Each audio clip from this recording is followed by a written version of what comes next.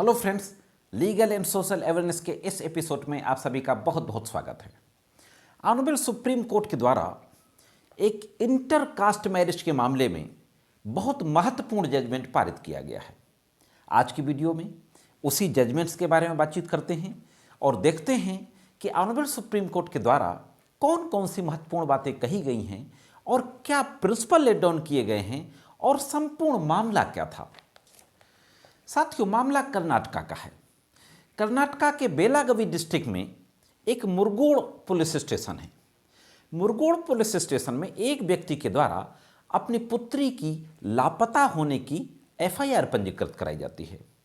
Investigation के दौरान यह पता चलता है कि लड़की अपने घर वालों को बताए बिना उनकी सहमति लिए बना एक लड़के के साथ जिससे वो लव करती थी, प्रेम करती थी, उसके साथ चली गई और उससे शादी कर ली।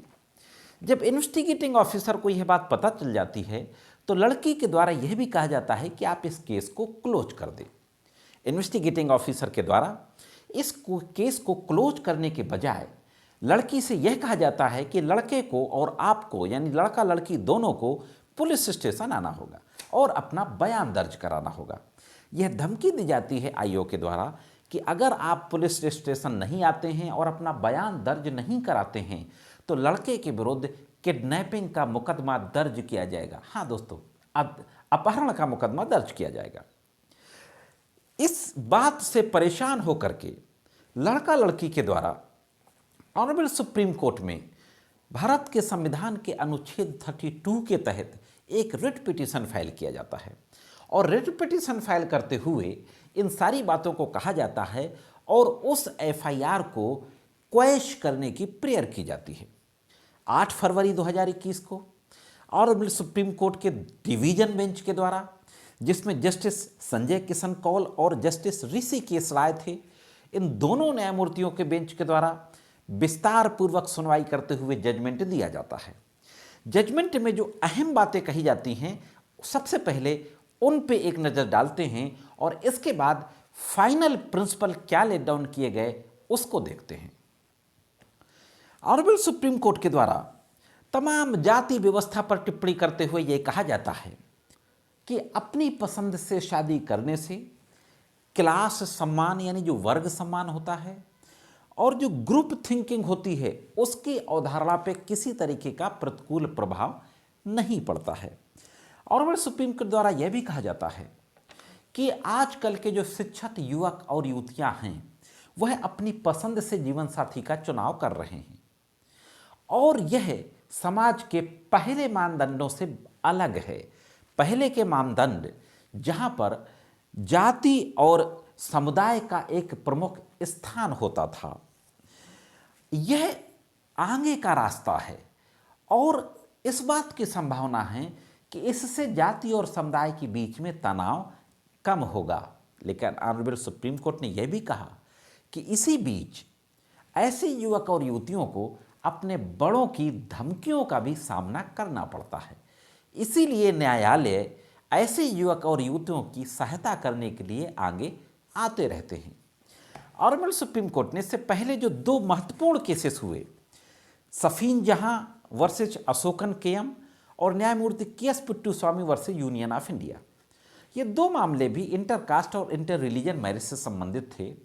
इन मामलों के बारे में मैं डिटेल में चर्चा करूंगा, लेकिन इन मामलों में जो बातें कही गई थी, फाइनल प्रिंसिपल लेट डाउन किए गए थे, उनकी चर्चा करते हुए ऑनरेबल सुप्रीम कोर्ट के द्वारा उस एफआईआर को, जो एफआईआर लड़की के पिता के द्वारा दर्ज कराई गई थी, उस एफआईआर को क्वैश कर दिया जाता है, खंडित कर दिया जाता है और यह टिप्पणी की जाती है कि आईओ को उधर जाना चाहिए था जहां लड़का लड़की रह रहे हैं और उनका स्टेटमेंट रिकॉर्ड करना चाहिए था।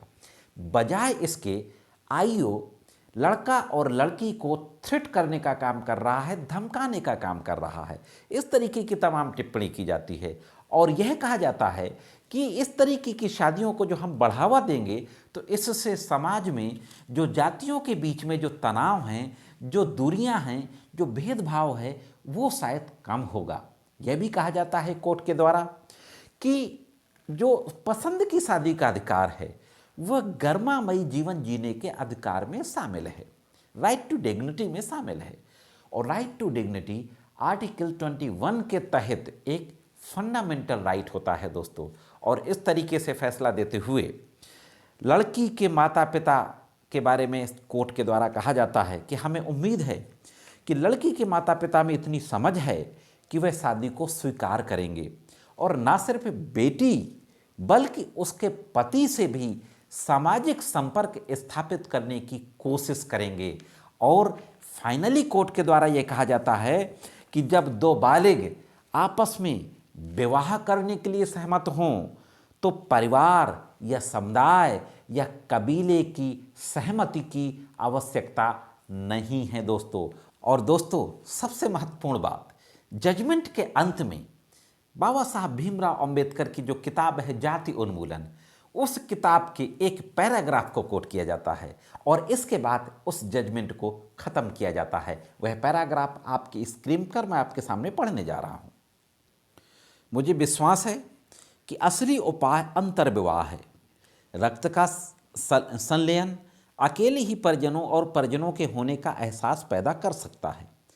और जब तक यह रिश्तेदारी की भावना और जाति के प्रति दयालु होने की भावना सर्वोपरि नहीं हो जाती है, तब तक जाति के अलगाववादी भावना खत्म नहीं होगी। जहाँ समाज पहले से ही अन्य संबंधों से अच्छी तरह से बुना हुआ है, शादी जीवन की एक सामान्य घटना है, लेकिन जहाँ समाज को एक बंधन के रूप में काटा जाता है, एक बाध्यकारी ताकत के रूप में विवाह तत्काल आवश्यकता का विषय बन जाता है। जाति को खत्म करने का असली उपाय अंतरजातीय विवाह है, बाकी कुछ भी जाति को खत्म करने के रूप में काम नहीं करेगा। यह जानकारी आपको कैसे लगी? उम्मीद करता हूँ कि जानकारी अच्छी लगी होगी। कमेंट्स करके जरूर बताएं दोस्तों। आज की वीडियो में इतना ही। मिलते हैं किसी अन्य वीडियो में कानून की कुछ अन्य जानकारियों के साथ।